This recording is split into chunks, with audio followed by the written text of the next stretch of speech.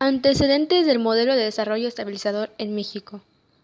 En 1946, cuando el fin de la Segunda Guerra Mundial, las exportaciones de Estados Unidos hacia México aumentaron considerablemente, teniendo un resultado como un saldo desfavorable para el Banco de México y sus divisas generando un proceso de inflación. El gobierno de Miguel Alemán buscó combatir la inflación mediante el incremento de producción agrícola e industrial a través de la sustitución de importaciones, modelo económico basado en poner limitaciones a la importación y crear facilidades de producción y venta de mercancía nacional. Sin embargo, hasta 1948, las importaciones siguieron creciendo al igual que la inflación, generando un desequilibrio en la balanza de pagos de México. El gasto público fue destinado a lo largo del sexenio, el crecimiento económico a consta de reducir gasto de bienestar social, y para 1950 la inflación ya no había decrecido las grandes inversiones gubernamentales y el control de salarios causaron que el mercado interno se estrechara, que la inflación aumentara. Los gobiernos implicados durante este modelo fue Adolfo Ruiz Cortines, 1952 a 1958. Su gobierno era de tendencia nacionalista. En 1954 se devaluó el peso y el presidente proclamó la política estabilizadora, que consiste en un plan agrícola de importación de alimentos, control de comercio, etc. También los movimientos sociales en aumento, el agrario, magisterial y ferrocarrilero.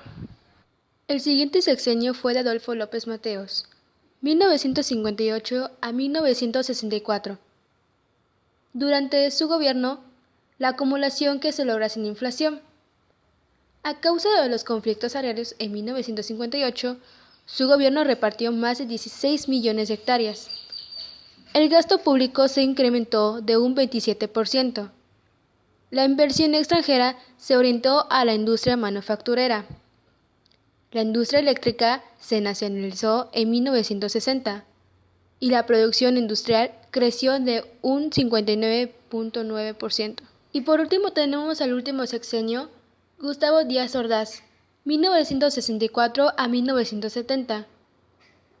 Este presidente registró el periodo de mayor crecimiento económico en la historia, debido a que su gobierno invirtió en obras de infraestructura y de bien social. El deterioro de la economía mundial comenzó a tener efecto durante los 2 últimos años en su periodo. Este modelo se sitúa en 1954 y 1970.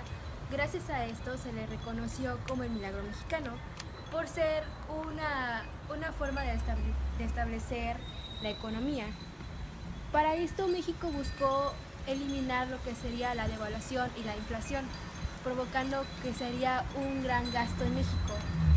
También se garantizó los medios de vida, se garantizó el incremento de productividad y también el aumento de ingresos nacionales.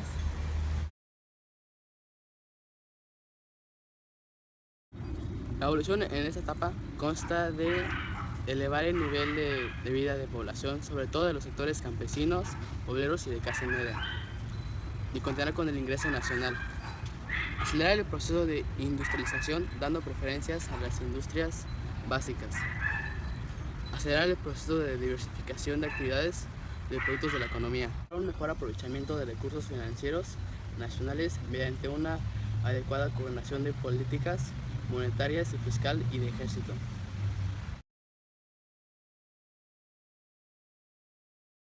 El comportamiento de las variables en el desarrollo estabilizador consta de 3 aspectos. El primero es el desempleo, que es cuando hay una depresión económica y las grandes empresas tienen que dar de baja o suspender a algunos trabajadores. Esto provoca una depresión en la economía, pero por suerte el desempleo no afecta a las variables en el desarrollo estabilizador. Y la tercera es la inflación.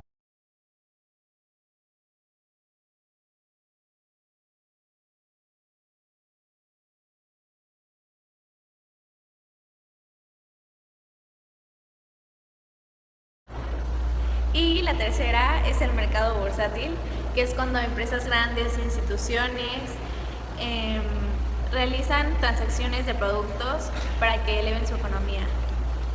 Las ventajas durante este periodo de desarrollo estabilizador fue frenar la inflación y mantener la estabilidad monetaria, cuidar la industria a través de medidas proteccionistas, financiar la industrialización, crear empresas públicas, desarrollar la infraestructura y la tasa de inflación fija de un 3%.